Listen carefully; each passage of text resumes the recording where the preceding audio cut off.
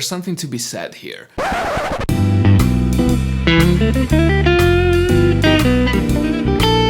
On a blues, let's say a blues in G, something happens on a fourth bar. Something happens within the harmony. Now, while the chord itself might remain the same, so G7, its function is shifting from being a 1 chord to being an actual 5 chord, so a secondary dominant, to the fourth chord, which is C. Now, if we have a quick look at the chart, and let's just ignore the quick change for now, we can see the first 4 bars as being 1, okay? Just 1 for 4 bars. Now, something happens here. That chord is actually becoming a dominant chord. Now, how do I play accordingly over this? Now, jazz players usually put a 2-5 in that particular bar. So the 2 being D minor 7, the 5 is our G7, leading to the fourth. Now I'm writing this because it's an actual 5-7 of the fourth, which is C. Now this can happen both in a rhythmic section, rhythm section, and or in a melody, or in just one of the two.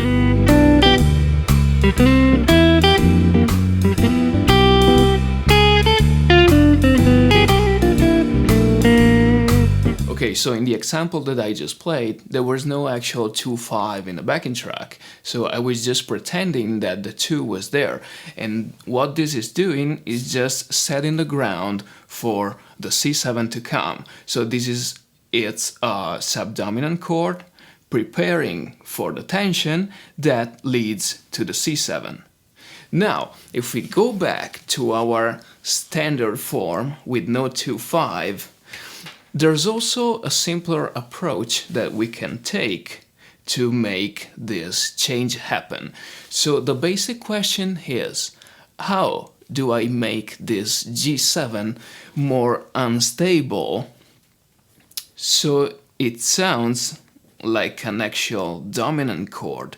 Now, since it was already a dominant chord, I have to increase the tension here. I have to make this chord sounds like it has to move somewhere. So how do I do that? Alterations. So flat 9, sharp 9, sharp 5, or flat 6 or flat 13, or sharp 11. But there's also a note inside the chord that works really good for that, and the note is F. Now let me show you what it sounds like with chords first. So 1, 2, 3, 4.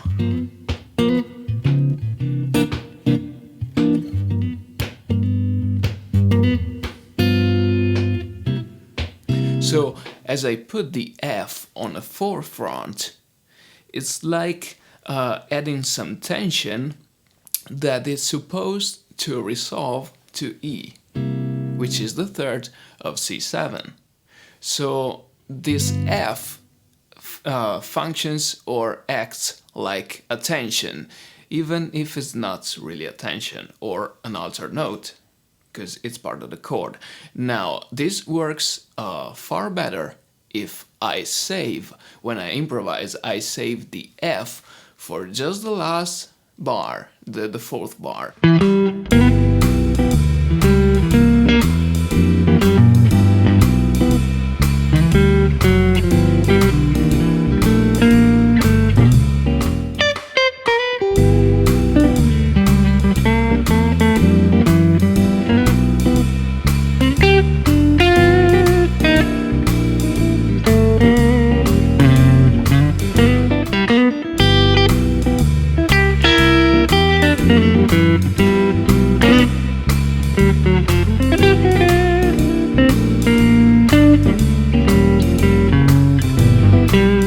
As you can hear, adding some chromatic approach will emphasize the effect even more, and as I said before, if you save the F for just the fourth bar, that will give you that extra tension. Now, I'm not saying that you can't use it, but I'm also saying, come on, it's 3 bars. You should be able to play without using all the notes. So just try to save it. Just try, and not saying that you have to necessarily do that, but just try saving the F for the 4th bar and see what it sounds like. Now, just for clarity, if we use the note F to target the change, we are also playing the jazz or bebop 2/5, because F is the flat 3 of D minor, and it's also the 7th of G7, and it resolves. So even if we're not thinking about the 2/5, we're actually kind of play on top of it, just coming from a different perspective. Okay, now with the same approach, we can start adding some alterations, and we're gonna do that one at a time.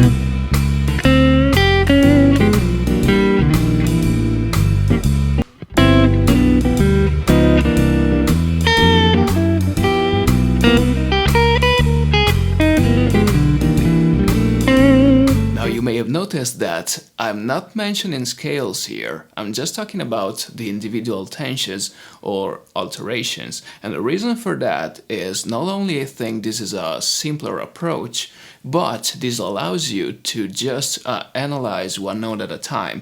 And by one note, I mean one extra note on top of the chord tones.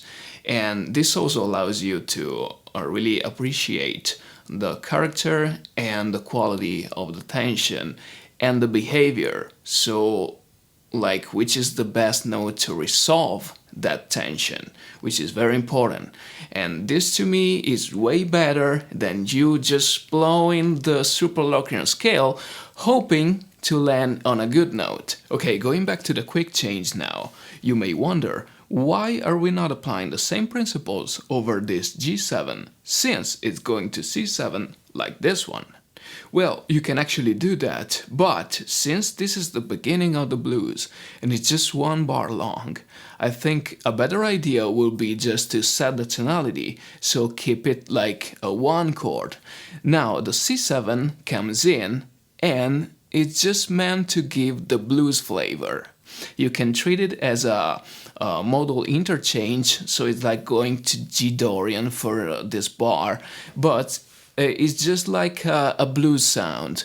So these 3 bars, the first 3, we can call it modal blues. So it could be just pentatonic, blues scale, it could be mixolydian, it could be Lydian dominant, it could be whatever you want, but this is just a big one as a blues mode zone.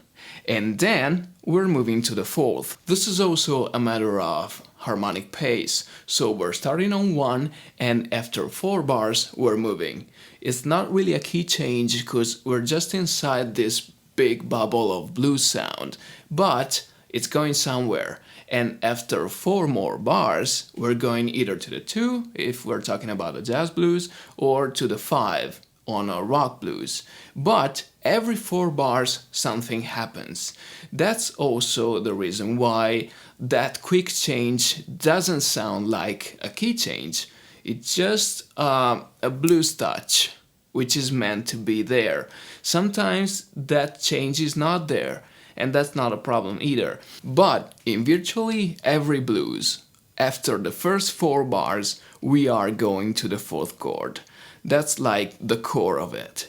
This is also tied to the origins of the blues, which is a vocal music, so lyrics and melodies usually go in phrases of 4 bars. That's why also the harmony follows that pattern. Now, to close this up, I'm just gonna try to apply the same things over a shuffle, a standard rock blues kind of thing, hopefully demonstrating that the same principles apply.